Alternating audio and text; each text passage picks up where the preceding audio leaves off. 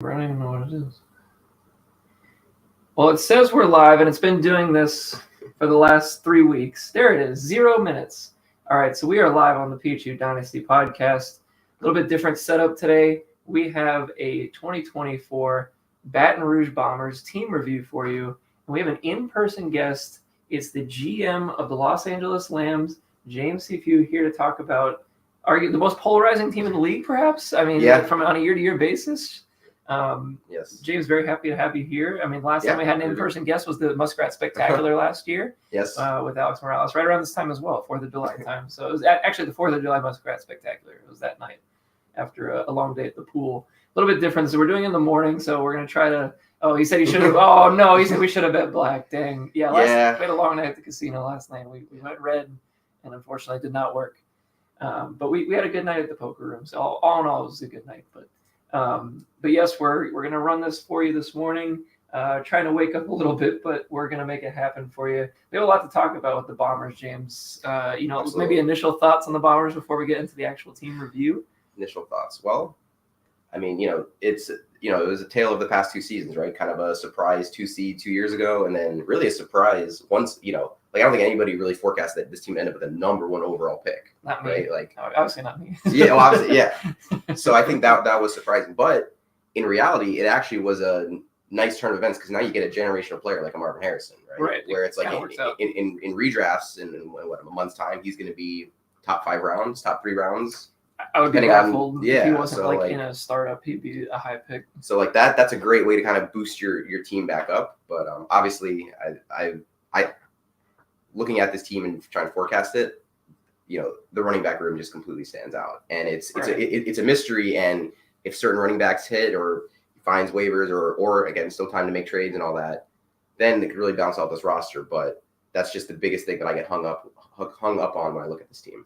Yeah, I mean, if you just take a quick glance, and we'll get there in here in a second, but there's just not a lot of depth there, James. It's going to be a tough sled at the running back position. And so let's just dive right into it here. We'll start off here with some quick facts.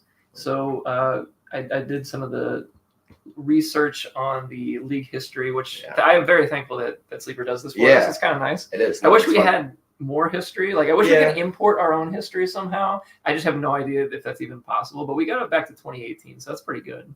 Last year, he finished 2-12. Obviously, finished with the first overall pick. Kind of worked out, I guess, in that sense. There, if you're not going to win, you might as well be the worst. Yeah, right? So, exactly. So kind of worked out. And he owned his own pick, so it was not punitive. Yeah, he hasn't. I mean, obviously, Justin has not really traded much of his draft picks in recent years, so that kind of did work out for him. And then last year, he was 9th in points. He had the 3rd hardest schedule. So in Bombers tradition, maybe not as much points, but he also never gets an easy schedule, it feels like. So, 17-24 against. Maybe this is the year that turns it around. I don't know. We'll see. But he has. Well, I would point out though he was fortunate the year before. Remember? He did have a nice schedule. Actually, that's true. That was his playoff appearance in 2020. Now he finished in the top half of the league in points, though, so it's not like he was like an undeserving playoff team. But he got the 2 seed on the back of, having an easy against, schedule. Yeah, the scheduling is always a challenge in this league, and you never know what you're going to get, right? But I feel like he's getting a little harder than most sometimes. Like, it's just and we talked about it on the Dynamo Pod that based on where I projected the teams, he does have the hardest schedule. So it's tough out here. So the karma has swung back from 2 years ago, I guess.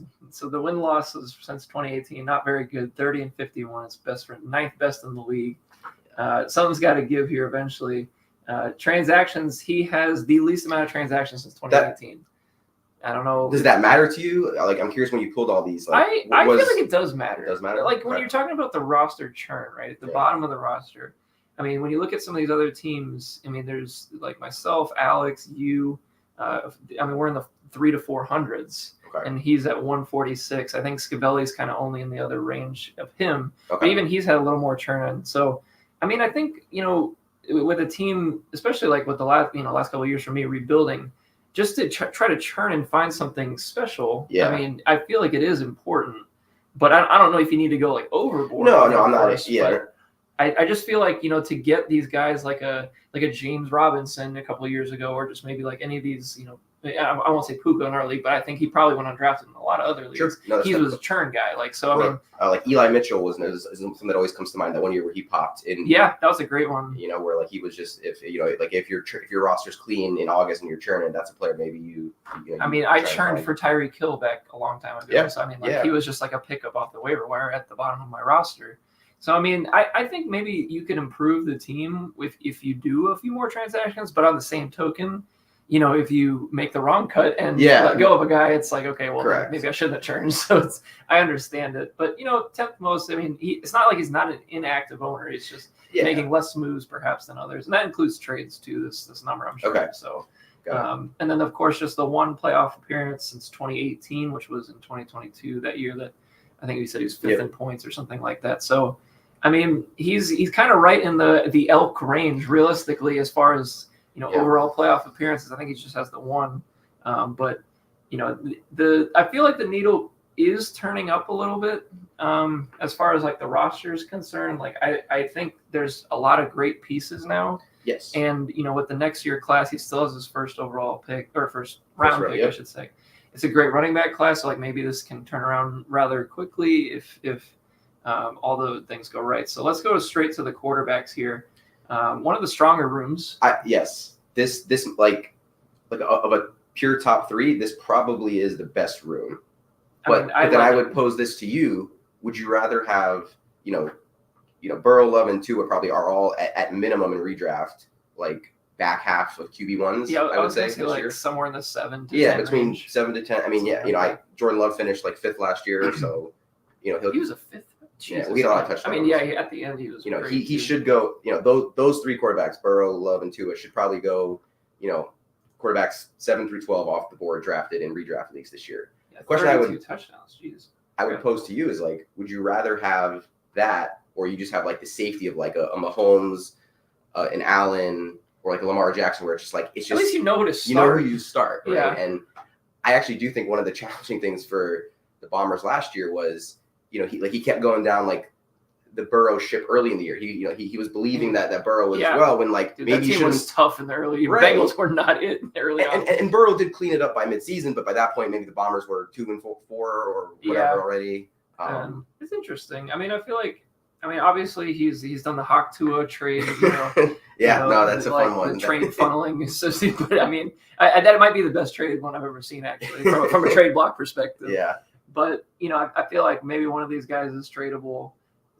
Maybe, but then again, like you have no depth behind it really outside of that. What quarterback trades happen in our league, right? It's not very often. I mean, just like that Mahomes one recently, that's kind of it. Like there hasn't really been a lot, and it feels like if you're trying to find a quarterback, you're gonna build through the draft usually. Yeah. So I mean, even then, like almost every team in our league has 3 good ones, or like 3 like functional quarterbacks, I should say. Yeah. So it's not like, you have to move off one of these guys. And of course, like if you only have 2 and a Burrow goes down again, then you only have Love. Right. You don't even have a bye week filling because these, Kenny Pickett and Stetson Bennett are. Those are probably cut candidates. So. Right. The thing about these 3 guys though, too, it's like we're talking about trades where, again, if we're saying they're in that 7 to 12 range, like it's tough to get people excited to like buy into that. Like, like we don't have a Cincinnati Bengals fan in our league. We just I have to have Joe Burrow, right? Yeah. Like, or like a Packers fan, I have to have Jordan Love. Like, are these players? Do any of these players have like top 5 consistent fantasy upside? They do not. Right, like Burrow, I mean, like Love, like you could argue Love because like at least he did the top 5 once, and then like there might be somebody that's hot. That's true, and it's his only starting year ever, so it's like all right, like. But like to me, I would not trade Burrow because I got the Chase stack. Correct. So like that kind of seems like I would just leave that one sit. But then like Love and Tua, but then Tua's value isn't very high either as far as just like you're not going to get like top. Returns on Tua, I don't think right now. At least not maybe if he signs that big contract. Yeah, things are still too uncertain in Miami that like I wouldn't feel comfortable trading for him, like not knowing like not at like so I only have 1 more year of him tied to Tyreek and McDaniel. I do think he probably resigns. Same with Miami. We were talking about it yesterday of like the rumors that Brady was going to end up in Miami where I mean, that wasn't that far off. It could have happened. Right. So, like, I think Tua has shown enough to be, considered like a top half of the league quarterback. But for sure, yeah. Stephen Ross is a crazy owner. Maybe they, finish 6-11 or 7 wins and they want to move on. I don't think they will, but I hope not for their sake. I mean, Yeah. just you go back to the quarterback, carousel and Yeah. go back to that's the thing. He's been one of the best quarterbacks they've had, but a lot of it's been tied to McDaniel and Tyreek. That, from a fantasy perspective, it's tough to trust that. Several years into the future. They need a Brock Purdy. they need their own version of Brock Purdy somehow. I don't know, like a 6th-round pick that hits or something. But I mean, I still think like Tua is going to be, totally fine from a fantasy perspective. It's just not. To me, I remember Omar Kelly. Yes, I still follow him on Twitter or whatever, and he calls him just like a different version of Chad Pennington all the time. He's like not a rocket arm, very good at distributing the ball. Yeah, he's kind of. I can kind of see it. I think he's a little better. I think his anticipation on throws and I'm not gonna say he has a rocket arm, but I think he has at least above average. He's a better arm than Pennington did. He's a better arm Pennington than Pennington was a fucking wet noodle, dude. That guy, he couldn't even hit anything over 10 yards. I mean, you actually mentioned Brock Purdy, and I think that's actually the comparison. I mean, it makes sense. Purdy's younger, but in the sense that if the play isn't there, do I trust Tua to scramble or no, that's where things get weird. But as this is the play, it's he's a distributor. He's a distributor. Yeah. He's pretty accurate. He's Amazon. So yeah. Damn, I'm gonna nickname him Amazon. Yeah. I mean, I like him, just in terms of having as a depth quarterback. I mean, you're not trying. I don't think you want to start Tua every week. No. But that's fine for this team because he's done a good job of collecting young, good quarterback talent. Yeah. So, I mean, Love is the interesting one to me. I feel like Love. He was, like you said, he was quarterback 5, which I didn't even realize really is that high. The thing is, he finished so strong. His last 4 games, 21 points, 27 points, 34 points, 23 points. Yeah, he was a 32 in week 12. It was a really good start too. Honestly, 3 touchdowns in the first 2 games of the season. Okay, that's right. So he went hard, then kind of slowed down a little, and then picked it up again. So I mean, 32 touchdowns, 11 picks. I mean, really in his first true year starting, because he only played 4 games the year prior. So I mean, in a sense, this is kind of his rookie year from a full starter perspective. So I mean, let me ask you this question: QB5 last year, does he get to that number again? I mean, he's obviously proven as the upside, and the Packers are a team everyone's excited about from a fan's perspective with all the talented receivers. And it's okay, well, the star of the offense is the quarterback because he's the one that's distributing it, and no one really thinks, and actually the top receiver, we think, or one of the top receivers is Jaden Reed, which is on this team. Right. We'll talk about later. Another stack there. I think if I had to bet, I'd be more willing to bet he just finishes QB7 or QB8. Yeah. More in that range. Teams have a year of tape on him. There were some games in the middle of the year where he struggled, and I think, it's one of those things where he did take the league by surprise. So I think, it could have a moderate type of regression. But I'll say this: I trust he's going to be here long term more than I trust Tua is. So from a dynasty long term perspective, I feel better about Love than I do. I mean, there's already this report here, saying they're trying to work, which actually is a really shrewd business. Yeah, and they moved on from Aaron Rodgers from him. They're not letting him walk. He was they pushed out for. Yeah, so he's not going. He's not going anywhere. But it'd be good to get this extension done now because he hasn't proven over 2 years. So I use that as leverage. He has another great, you do it literally before training camp, and then give him for 3 or 4 years or whatever. The extension will be try to get him out of lower cap, and what is he gonna get? If he's something before training camp, is he gonna get 40? No, I don't think he's signing for less than 50, which is insanity.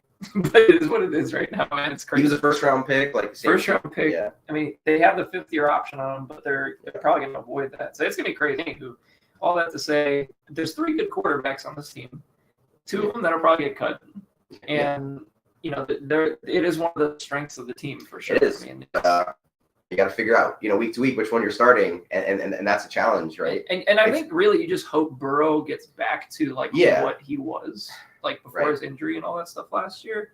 But he's injured a lot too. He is, so and it's starting to become an issue. But I think a lot of us are high on the Bengals coming back again. I mean, I think the Bengals will be fine, and they've added a ton of good stuff in the offseason. So I'm looking forward to seeing them play this year. Last year was I didn't want to watch the Bengals early on in the year. It's dude, this is the most unwatchable football possible. But now I care about it again. So here goes the running backs, and this is where things get interesting. Yeah. I think you have one clear guy at the top where he's your every week starter with Walker. He is, but I mean, one of the players on his own team is like competing for carries with him, though. I mean, at one point they had all three. The Rashad Penny, I think, was on this. Yeah, that's great. So I mean, like Walker, I think Walker is just such a solid running back. But like you said, there is going to be a competition with him and Charbonnet.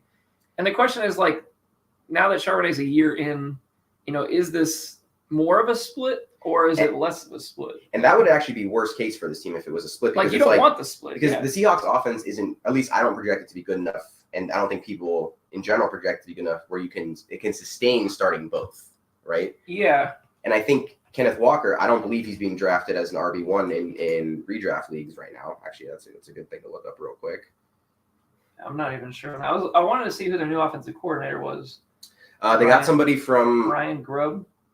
He coached at Washington, I believe. Oh yeah, UW. Yeah. Yeah.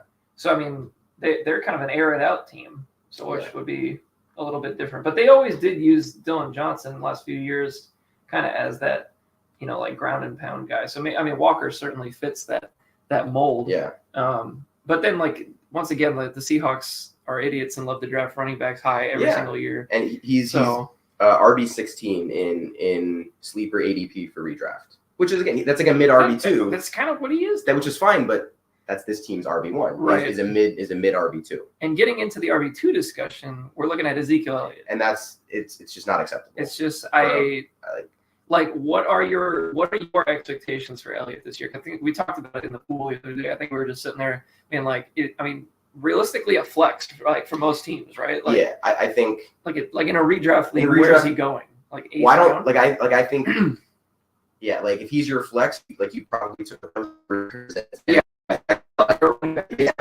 or 9th round or something. Okay, well, he's gonna touch the ball. Yeah, like at least he'll touch the ball. He'll get some touchdowns. I'll throw him in my flex for the first few weeks, see what happens. But you don't feel good about it. No, and I truly, like, the only thing that I think he has going from that maybe people aren't talking about as much, like, Ezekiel is still one of the best pass blocking running backs in the game. So he's going to be on the field. The other running backs on this roster for the Cowboys cannot block anything. Okay. Like, Deuce Vaughn is fucking 5'1". Like, he's not blocking anybody. Yeah. You got I think who else did they say? It's that Malik Davis. He's probably he might get cut. Yeah. And then they had another guy, Rico Dowdle. Like, Dowdle can actually block a little bit. Like that's what Elliott was good at. That's what they know. And I think he's just going to be on the field a lot. Like, I think they're going to try to just squeeze every bit of value out of him. No, and the Cowboys are still a top offense, so there's a chance he falls into the end zone for 10 touchdowns. But I don't know. I think Dowdle may take some of those. I mean, I feel like they would be stupid not to work Dowdle in because he has looked decent when he's played. Yeah. And it's like they need to start thinking about the future a little bit. Like right. Like, you got to test out. I think you get once towards the end of the season, if they're in a good playoff position or maybe even early in the season, they want to, like, rotate and just see what they have. Like, they got to, like, look around a little. Like, they got to see if Deuce Vaughn can actually, like, be a third down back. Like, if he can actually play. Like, I think this is a year, like, if none of this works out, they just go running back next year in the draft and just figure it out from there. But, like, I mean, I don't think their running back next year is on the roster right now.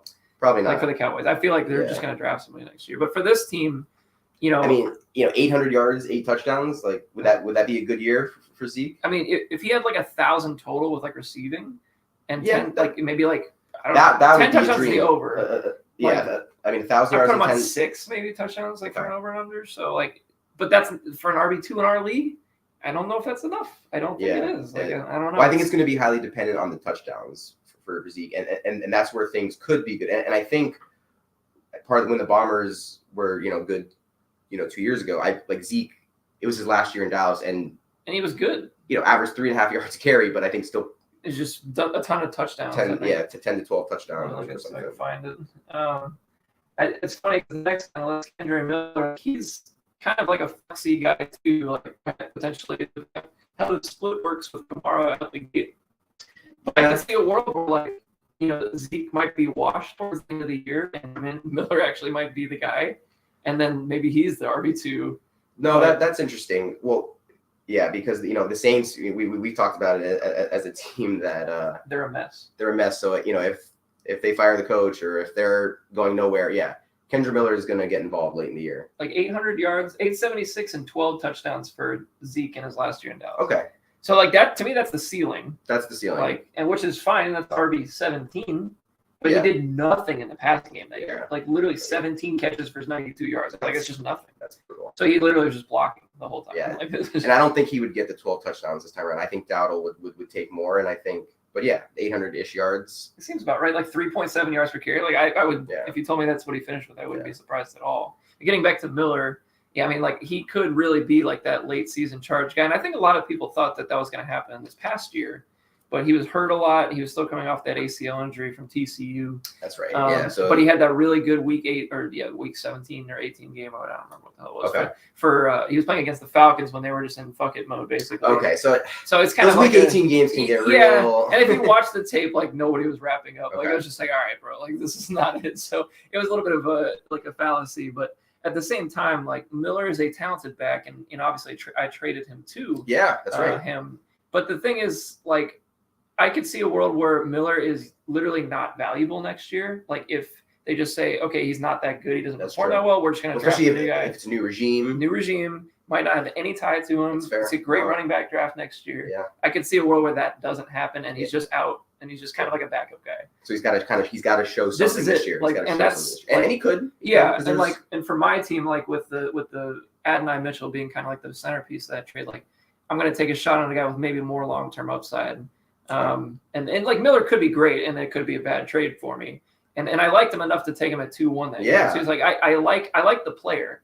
It's just a matter of like the injury, the situation, the coaching staff, the regimes, like the change. Like there's a lot of question marks. Yeah. And I would rather shoot for a little more upside. So that's kind of why I made that decision. But I think for Justin's team, it was kind of a good trade, right? Because he has a zillion receivers. Yeah. Why not move off one of those and try to get somebody with a little more upside for this year? Correct. It makes a lot of sense. So it was a good trade. I just still don't think it's enough. Yeah, running back room. But like, it would have been nice if like he was your 4. Like, yes. not as especially with Zeke too. Yeah. Like, if this was like Kenny Walker and like I don't know, like Najee Harris, like I would feel even better probably. Yeah. Like somebody like that, like instead of Zeke, like just somebody that I know is going to touch the ball. And maybe they're kind of similar actually. Like, maybe not. Who else can I think of? Like who's like RB13? I can't even remember. Here, I'll just because I know Justin and I have talked. Full disclosure, like Travis Etienne. Like if he had that'd be fine. Right? Yeah, like, if Etienne was just 1, Walker 2, and then Miller 3, Zeke 4. Like that's way better. We're looking way better. But like, it's Elliott as your number 2 can't be reassuring. Like it's just not ideal. And we know this is the weak part of this team. And like Charbonnet, like we were talking about, his value is kind of dependent on whatever the split is, and you don't really want the split. So like it's almost like you want an injury. You almost want one of them to get injured, which is like crazy. I want my RB4 to get injured. But then you have no. But it's like, well, then you're hamstrung at depth. Then you're literally starting. You have nothing actually. Have nothing, like Rashad Penny or Deuce Vaughn. I mean, these from Penny on down, like all right. So like my roster, like my roster's not deep enough to matter, but like I'm looking at like your roster, Tibbs' roster, who you guys have been rebuilt and have a collection of young players and talented. I don't know if any of those players below Charbonnet make your guys' rosters. I would maybe like the only one I can look at and be like maybe is like Vaughn, just for the upside on third downs. But other than that, I really don't. Deuce Vaughn is the only one that I would keep, and I don't even have that deep of a roster. Deuce Vaughn is the only one below. I mean, Spiller's an uber bust. Like he's stunk, but we knew I knew he was going to bust. I felt like because I just did not like him. Evans busted. I liked Michael Carter, but it's just been disappointing. I don't know. I mean, he got cut from the Jets. So that's... Is he in the Cardinals right now? Yes. So maybe there's an outside shot at like a. They drafted Trey Benson. So he's clear. I mean, he's RB3 though, but that was. So I mean, like maybe he gets third down work, maybe. But like James Conner's a good third down back. Like he's not coming off the field. So I don't know. Like all these guys, like they're just kind of. Meh. Like it's like there's not one guy you look at it in that grouping and be like, yeah, I can like maybe see this guy breaking out. Like I really don't see any of these guys breaking out, which is tough.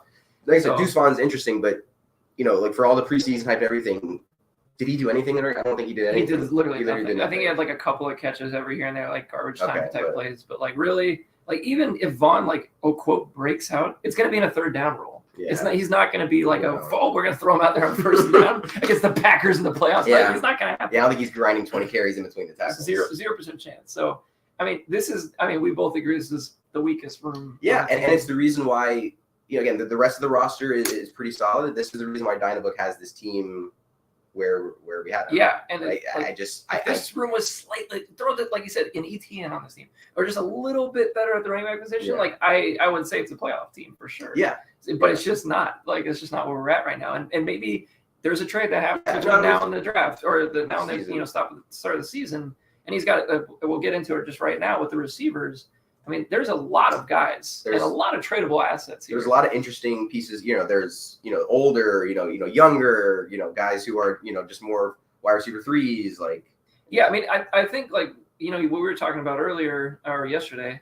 It's kind of nice sometimes to have a hierarchy of receivers. Yes. It's like this is my 1, absolutely. This is my 2, and then here's my 3. Like this team is kind of getting to that point, I think, now where they actually do have a hierarchy. So, Chase is truly your 1. Yeah. Then Marvin should be your number 2. We think should be, but it's still unproven at this point.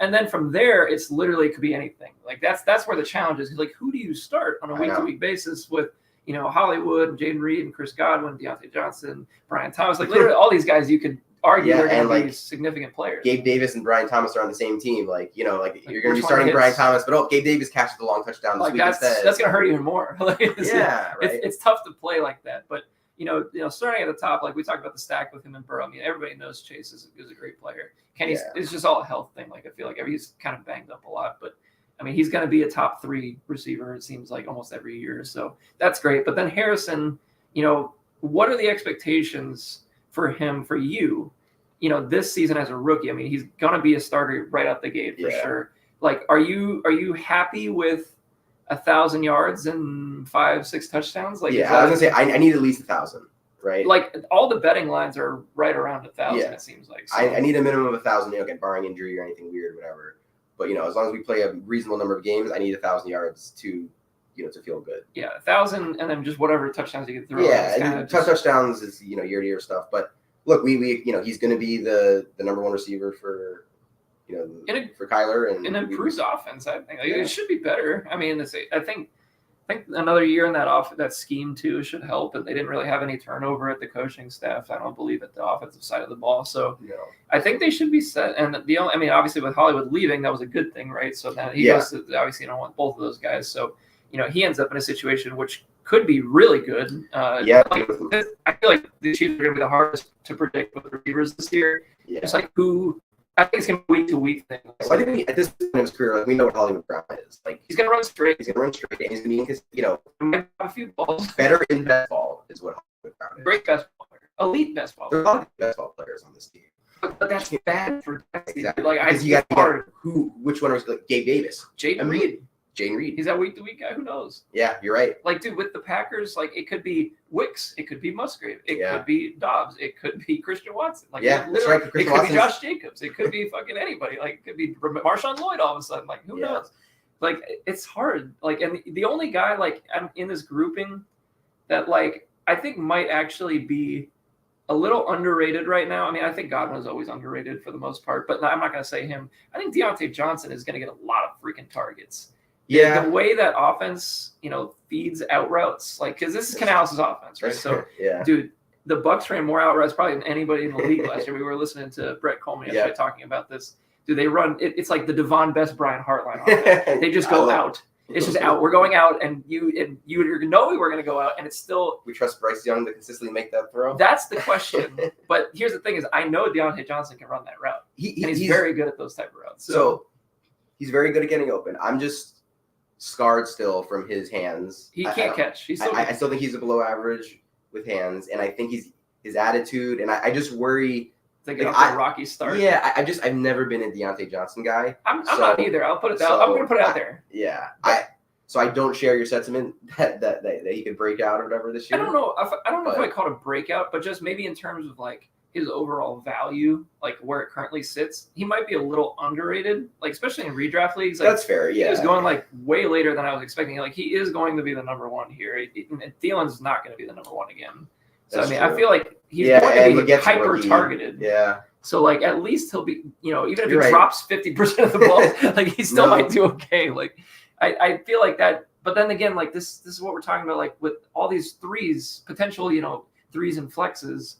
Who are we starting on a week-to-week basis? And then, once we get even further into the tight end group, like Kyle Pitts, is he going to end up taking a flex spot, like to knock one of these guys out? So But I think here too, like let's talk about some of the rookies a little bit, like with Pearsall, Brian Thomas, Devontae Walker. He had Adonai Mitchell, traded him. But like there's 3 guys down here, like if an Ayuk trade happens, or you know, and Pearsall becomes very interesting. Then, or even just like we know how many injuries happen on that team, right? So you know, I mean, they get hurt all the time. Like it's a Debo injury, he's right in there. So. I could see I could see Pearsall starting for Justin in week 7 during buys because you know Debo's it's a great draft pick. I thought it was a really good draft pick at the time, with really good value. Yeah, and you know, long term he should be. I think he's a perfect fit in that offense. Like from a route running perspective, he's exactly what I would expect. And then Troy Franklin as well has like a chance to break out as well. I mean, I'm not as high on that. I'm not Troy Franklin. Yeah, I join you. I'm just saying, like I at the time of the draft, like I think I had him in the 4th round for my team. Like I wouldn't have drafted until the 4th. But like there was a point in time where he was like a late first round. I remember seeing him projected to the Chiefs in a mock draft. And I could never do that. Like I watched him play. I'm like, this guy just doesn't do enough. Like he is the most Jag of all Jags to me. Like he's just whatever. And he might be okay, but I think the Broncos did Bo Nix a solid and just took him. I think that was part of it. Yeah, they're like, let's give him some content. And again, I don't think it's the worst move ever because give the guy a chance to have some familiarity. And the Broncos are weird. I don't expect a whole lot. Brian Thomas is the one that I want to talk about more. Okay, I mean he has real boom potential. Yeah, it's an LSU receiver, and he was amazing last year with touchdowns. And they Jags love him already. The Jags have an open spot for like I think like a lot of us like Christian Kirk. We know what he is. He's a slot guy. He's a slot guy, or he's actually kind of similar to like a Chris Godwin, where he's like a good like 1B, plays in the slot but can also play in 2 wide sets, right? No, very similar. Brian Thomas has that alpha number one receiver type of upside where it's exciting and interesting. Like I feel like with that Jags offense, I mean it's likely going to be Kirk in the slot. I would assume, but based on money, Gabe Davis on one side, and then probably Brian Thomas on the other side. Who else do they have? Is there another guy I'm not thinking about? Like Zay Jones, is he gone? They let Zay Jones go. So like who else is there? Like I can look it up actually real quick. I feel like they do have a 4th receiver. That's what I'm saying. I feel like there's a guy I'm not thinking of. So you got Christian Kirk, Brian Thomas, Parker Washington, who they drafted the year before. But he was like a late pick. Okay. No. Seth Williams is alive? Sean, Seth Williams is alive. Wow. Wow, he signed a deal. Signed a deal, a futures contract. Okay, so he can't body. Yeah. There's still hope. I remember when we were like, Seth Williams, like, bro, like we are struggling out here. It's tough. But yeah, they have like some depth guys. Like they Devin Duvernay. And, he's a special teamer. And Denzel Mims' appearance. Okay. So yes, I mean, they have Denzel Mims. This team is full of like champions. This might be my favorite receiving core in the league right now. And Josh Cephas, and the brother of Cephas, I mean, unbelievable. But yeah, there's not a ton of competition here. I mean, from an outside receiver perspective. I think the Jags wanted to be a more receiver because they took him in the first round. Okay. They let Calvin walk. And like I thought he was a tad underwhelming as a wide receiver 1 for them last year. I didn't like it. You didn't like it? Okay. I thought he was underwhelming. I thought that contract that the Titans gave him was very bad. Yeah. But, here we are. So I don't know. It's an interesting receiving room. Let's put it this way. If you were to pick right now, like let's say we pick the 3 starters, right? And then let's say all 3, because obviously there's going to be no running backs in the flex on this team. So correct. So who are your 3 flex players then? Because I assume like we'll put Pitts in the mix or Hawkinson, right? Because is this a season-long question or is this a week 1? Because it's probably matchup based. I mean, let's go week 1. Let's try to build this roster for week 1.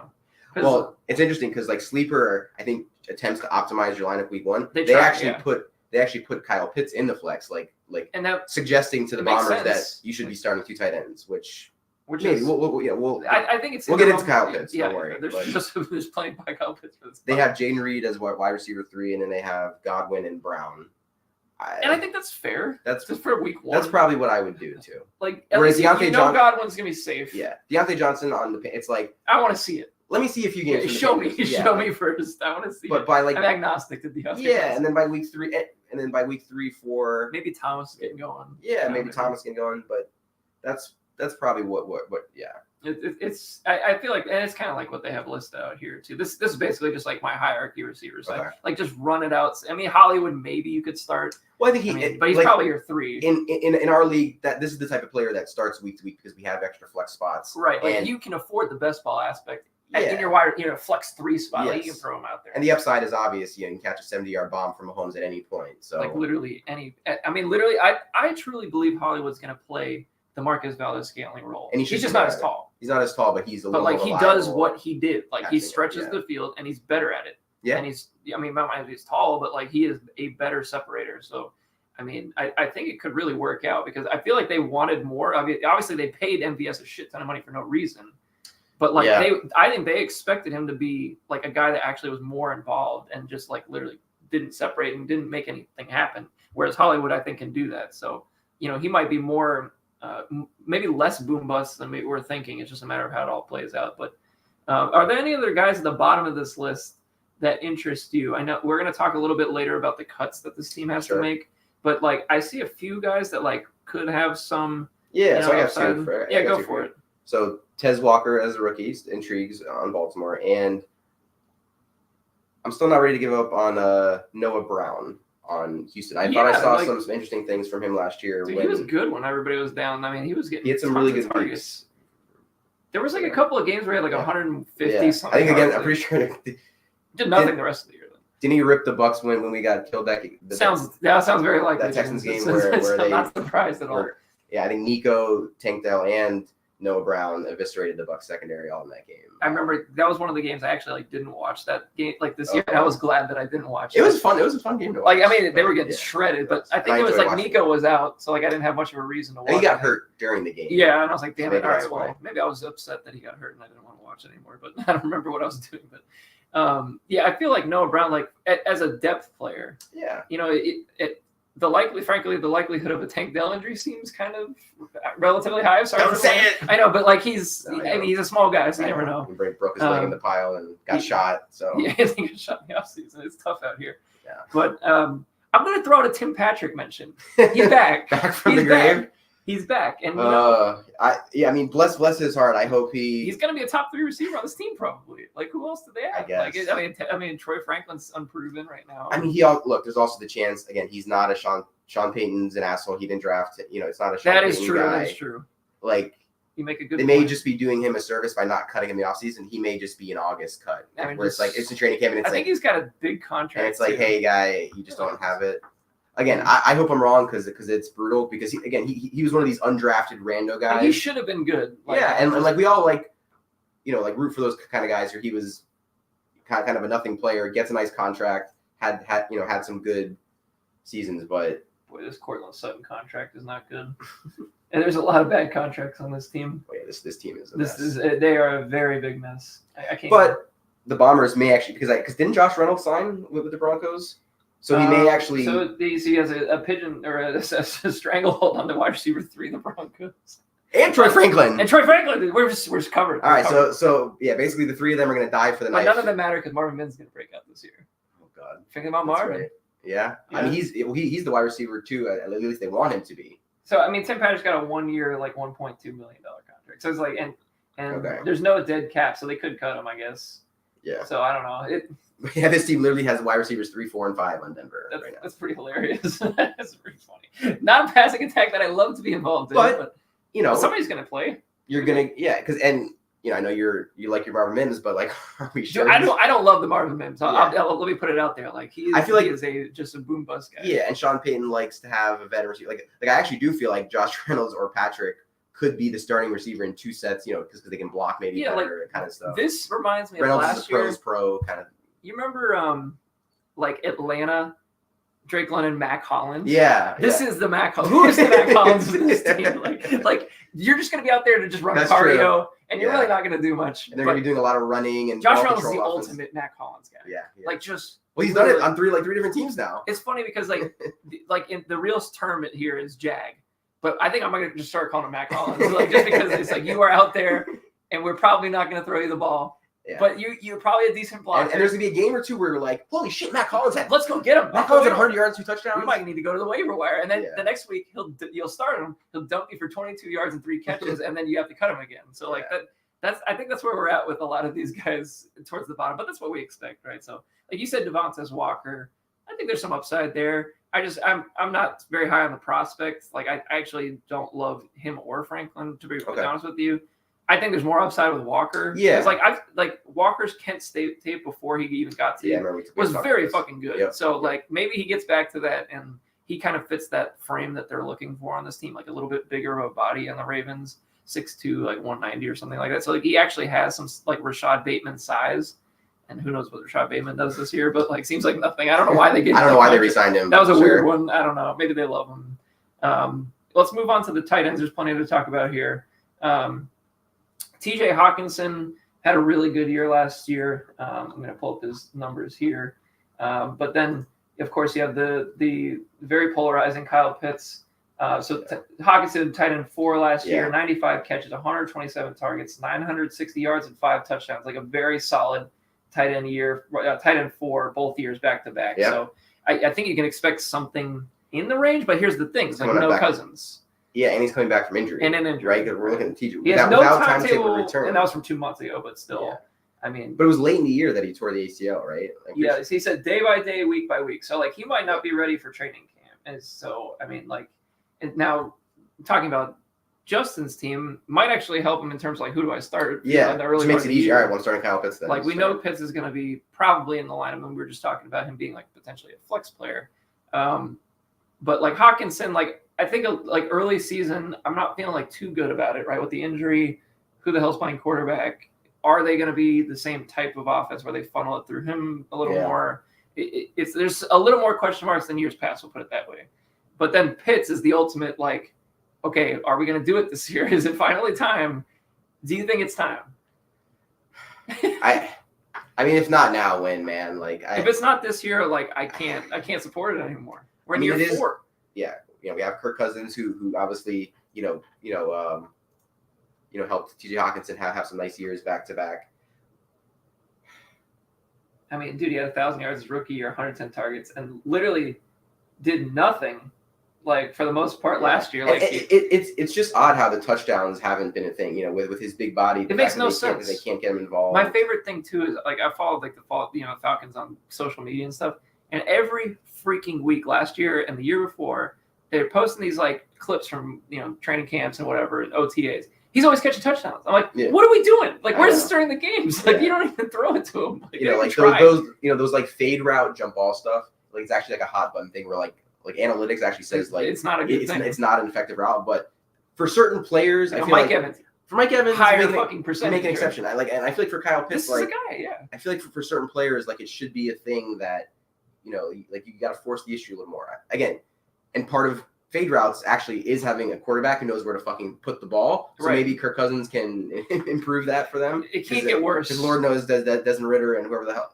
Taylor Heineke. And, I mean, Desmond Ritter might be the worst quarterback I've ever watched in person. Like, he is so bad. So, I mean, I think that's a huge piece of the puzzle. That 1,000-yard season, was that with Matt Ryan, 2021? I think it was Ryan last year. So, okay. I mean, like, there's something there. I know everybody knows there's something there. That's the thing. It's like, but like, if there's something there, like, why can't anybody use it? Like, what is happening? And I'll give the last 2 years to Arthur Smith. So like, I'm just gonna throw him out. And the 1 year was injured a little bit. And people were saying he was playing injured last year, just like. Okay, but again, but there's been accusations that maybe he's soft and he could be soft and some of the stuff. So it's like, he's not like a big guy either. Like, he's pretty frail. So like, I mean, for 6'6", like 246, I don't think he's 246. I really don't. I feel like he's 230. And they use Jonnu Smith a lot to block in Atlanta last year and like taking his kind of snaps and stuff. So I mean, like, to me, like you said, this has got to be the year. Like, we got to, like, if he doesn't finish top 7, like, I'm gonna be. Well, like if he's tight end 13, the Bombers can't be starting him in their flex. No, not with all those. You can't start a tight end 2 in your flex. But absolutely not. If like, he needs Hawk and Pitts to both be top 5 tight ends to justify something. Like, you need like an Andrews Kelsey, which is like for the play. It's kind of like where we're at with that. But early part of the season, if Hawkinson is out, they might need a little more depth, and that's where I think Ben Sanat's going to come in. I'm a huge Ben Sanat fan. So I mean, like, I'm on record calling him like a Chris Cooley type player, and which kind of works. Chris Cooley was productive. Very, very. I mean, I had him on multiple teams back in the day, and I think the way his game is laid out, he's not much of a blocker.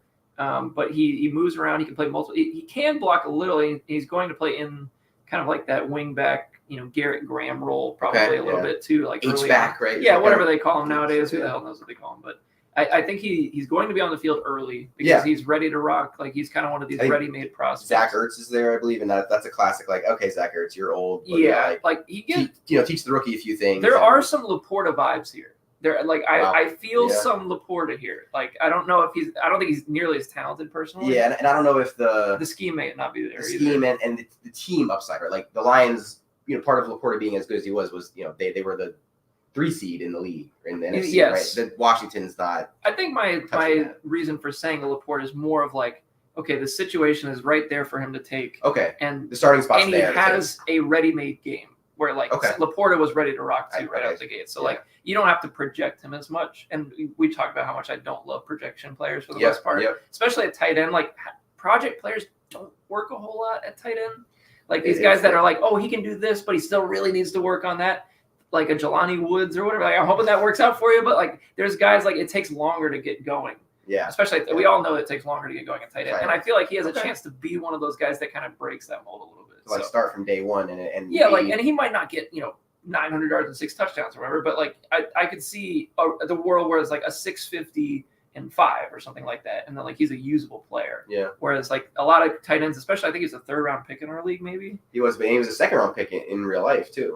That's what I'm saying. Like so, like value wise, if you can get 650 and 4 out of your 3rd round pick tight end, that's pretty good. Like you're not finding that most places. So I'm a fan of the player, and I think if he ever wanted to move off one of those top 2 guys, like it's not like he's screwed. That's true. Right? So like he has an option now. Yeah. Of course, Hawk Tua is part of the the package. So I mean, there's something there, and then these last 2 guys I think are cuttable. So, I think they're so we don't need to spend too much time there. Let's go to our next page here. It's the special teamers. So he's got Seahawks, Raiders, and then Evan McPherson, his Florida Gator compatriot. So McPherson's pretty damn good. Yeah, so and I like him. And again, if the Bengals are good, I'm a fan of kind of pairing like your kicker with your quarterback, right? Where it's I'm doing the same thing. With Elliott, it's like a fun thing if if the team. And again, and if he starts he picks the right matchups to start Burrow and the Bengals, like you kind of double up. It'd be pretty sweet. You can go Burrow to Chase and then Evan McPherson. That's a hell of a swing potentially in like a Sunday night game. Yeah, you can really make something happen there. And then I think the Seahawks are going to improve significantly on defense with McDonald. So that's true. I feel like that's a really good like long-term play. Like they might not be great right out the gate. Yeah, but I think over the next 3 to 4 years they will be a dominant defense. That's a good point. I forgot about at some point. McDonald's and the Raiders had actually been they were pretty solid at the end of the year. Yeah. I mean, they now have a defensive-minded head coach. It's actually more the identity of the team now. Yeah, I mean they're gritty. Max Crosby's awesome. One of the best players in the league right now. So yeah, he's a beast. So I mean, I think they're getting more on the right track than they had been in recent years. McDaniels and all this bullshit. So it's like I feel a little bit better about the Raiders like long term now. But I mean, we're still a little worried about Pierce. But and it is going to be and we talked about yesterday too. It's when Pierce comes in, he's the interim coach. It's easy to get the guys and he is a a player's guy. How good is his scheme really? We're going to find out. The proof will be in the pudding this year. Yeah, and who's his DC? Do you know? I'm not sure. Yeah, it's like I'd like to know. I mean, it's probably similar like a Todd Bowles thing where it's like Pierce is he's head coach and DC. But also just being in the AFC, right? Like you're playing tougher offenses for the Raiders. So Marvin Lewis, assistant head coach. Wow, that's kind of a good guy to have. Yeah, though. He's a good assistant. It's actually for Pierce being Getsy, I don't love that. Being a first-time head coach. Patrick Graham.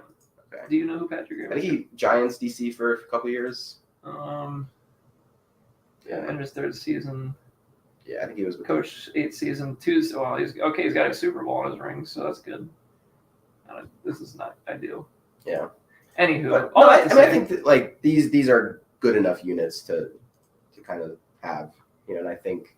Oh yeah, so he's Giants defensive coordinator in 2020, Dolphins defensive coordinator in 2019. So he's been around a long time. Okay. So they got a lot of experience to back up, kind of, like Marvin Lewis and all that. So they could be better, but. All right, so next we're going to look at the projected stars. So this is kind of what we were talking about. This is what I just. You rubbed Deontay Johnson. I did rub him a little bit. I'm not gonna lie. Like I saw the target numbers. I was like, okay, I like targets. I like for this team where we're talking about all these best ball guys. Yeah. Okay. Like here's some consistent targets. Like that's kind of why I picked that. But then I think you could easily swap out Pitts or who was the guy that you threw in there because I had Hollywood Brown as a 3. So I feel like he should be at least for the beginning of the season, I might just give it a go on the first week of the year. Yeah, no, I think this is probably what I would, like I said, this isn't that bad, James. Like other than Zeke, it's like this is really isn't bad at all. This is a good team. That's the Bombers we're talking about, James. It happens every fucking year. Yeah, and the we didn't talk that much about Marvin Harris going back to him. It's like at the end, like he's a rookie still, and he could be really fucking good though. Like he could be really like 1,300 yards. No, I'm not going to sit here and try and trash. I'm just saying like the Cardinals are an organization that a lot of us don't really trust. Like they're one of the shithead organizations, so you just never know how weird things get. But again, we expect him to be a wide receiver too, or in his rookie year. Could be more of a. But again, like you said, it's the Bombers. It is the Bomb. And if we're going by Bomber logic, which might be the jingle, Bomber logic is we expect Marvin Harrison to be a 2. He's going to be a 4 or something. Like, it's just something's going to be weird, or like something's going to happen to Chase, or like the Bengals just like implode or something. Like, it's the Bombers. So like, I don't want this to happen. I'm not trying to talk this into existence. I'm just saying we have to look at the track record, and something is just not cohesive and working. Yeah. So I don't know, maybe hopefully this is the year it breaks. I really hope so. But like, I still think based on everything we talked about, how much depth is at that running or at that wide receiver position, I still think there's one more trade to be made. I think if you could find a way, even if it's not like a high profile back, just get some other depth, like even a Najee Harris or like someone from that tier of like a middling RB2. Just like something like 15 to 20. Yes. Like just anything in that range. Because the issue is you have a lot of those types of players at receiver, and guess what? You can't play them all. Yes, and we're not PPR. Running backs still score more points in our league. They matter. They really matter. Running backs matter. While this on paper doesn't look terrible, like the top contenders and playoff teams in our league are starting 4 running backs usually at minimum. I would say at least 3. At least three. And like I'm a believer that you should strive to be starting 4. That's part of my core beliefs. Yeah, and I agree. We don't straddle. We don't straddle. We never straddle. And we have 4 running backs. Yes. I totally agree. I mean, like even during my good run of like Barkley and Melvin Gordon, I had 2 other backs in my starting lineups most of the time. Like even if you have a super deep roster, like it's like wide receivers are nice to like fill in the gaps. Yeah. But I still think like the running backs are more consistent because the Hollywood Brown, like the Chiefs could win 27 to 10 catches, and Hollywood Brown's just a decoy the whole game. It's like one catch for 20 yards. Like it's tough. Yeah, it is hard, but I really do believe that there's something else out there for. And I know the Bombers, transaction-wise and trade-wise, maybe they're not the most active, but this is the time to kind of be active. I think, like to really give yourself a good shot this year. I don't think you're going to win the championship with this running back core. No. So that leads me to the question: where do you think this team finishes? I know Dynabook's line is pretty low. Yeah. But like, has that changed at all, or do you still kind of believe that? No, unless I see a trade for running back, I have this team at 6 wins, and I think what I think is most interesting though is the league, the parity of the league is actually since we've been doing the podcast, I think this is the the fairest it's been across all teams because for the 9th place team, this is probably the best 9th place no question team. Yeah, I was just about to say that like a 6-win team in past years maybe snuck into the playoffs. Yeah. Like now a 6-win team is like hardly even in the conversation. Right. So this team is going to be plucky, and like in the Dynabook lines, like I think I had 5 teams that were projected 6 or 6.5 wins. So it could flip like this. Ask me in October, and maybe some of these things are hitting. It's just we're beating a dead horse, but it's the running backs, right? Even like Kenneth Walker, I'm not super excited about him as an RB1. Not like nearly him as much as years past. Yeah, I like him, but like you said, he's an RB2. He's an RB2. He's and a team that needs more running backs. If you're starting RB1 as your RB2, it's not ideal, right? Like it's not what we're looking for. But yeah, I still think there's something out there. And then let's finish off this podcast with cuts. I can go back to a couple of these other screens. We have to make 14 cuts, James. More than I thought. Way more than I thought. So I mean, let's start with the running backs. Actually, let's start quarterbacks. Well, I think we're both cutting the first 2. So there's 2 right there. And then I would cut everybody under Charbonnet. I don't want any of them. He has to keep a couple. Vaughn, maybe. I'm keeping Deuce Vaughn. So there's 5. So he's going to keep 5 running backs. What team is Rashad Penny on? Eagles still? Forgive my ignorance. Eagles still. That's Carolina. I'd cut the shit out of him. I wouldn't even think twice. He's already 4 there. If they still think Sanders is a 3. Well, between Sanders and honestly, I think Penny was brought in to push Miles Sanders. I think one of those guys get a spot. I think one of those guys get a spot, and I think it's Brooks and Hubbard are guaranteed spots. They're 1-2, yeah, they're 1-2, and then whoever else is and veteran depth. And frankly, I think they'll end up if they can get out of it. I think they would just cut Sanders for the money. Yeah, and I think Penny plays a little bit of special teams, but we don't want special teams. We don't want 28. We're talking about dynasty football. I don't want 28-year-old special teams running backs on my team. Okay, so I would cut Penny. Okay, so I would keep so we're at 3 cuts now total. Yeah. So we need 11 more. So we're cut Spiller. Yeah, so that's 4. Cut Evans. Wasn't Zach Evans supposed to be the thing for the Rams? He was supposed to be the thing, and then Kyron Williams showed up. Yeah, so I'm cutting him. So that's 6, and then I think we're cutting Kenny McIntosh, and I like Kenny McIntosh. So that's 7. We're probably cutting Bailey, right? Yeah. I'll skip past Carter for a second. So Bailey's 8. Carter, do we keep Carter? He's RB3 probably on this team. We're probably putting him aside. Okay, so we had 8 right now. Yeah, he's in the conversation for the next. So let's go to receivers then. So then there's definitely a few at the bottom here that you could probably cut. Well, I think the bottom 2 we're definitely cutting. Okay, so Cornelius Johnson. What a name, by the way. Just elite. The thing is, there is a role with Cornelius Johnson could be a nice waiver wire at the middle of the year. You never know. He could be the next Legadoo Nane for all we know. So okay, so those 2 are gone. So we're at 10 right now. So we need 4 more cuts. I don't think Juju's going to make the team, and I think his career is cooked. I mean, he stinks. Yeah. So so there's 11. But that's a classic Bombers. So much promise. Just and the Bombers, I know had tons of offers for Juju. Dude, I offered him for Juju. I'm sure. I'm sure you offered a first at some point for Juju. Everybody did probably because he was hot as hell. That year, he was 1,500 yards or whatever the hell it was. It was insane. So so we're at 11 cuts with Juju. I think you're probably cutting one of Reynolds or Patrick. Whoever ends up getting that job, basically. So then we're at 12.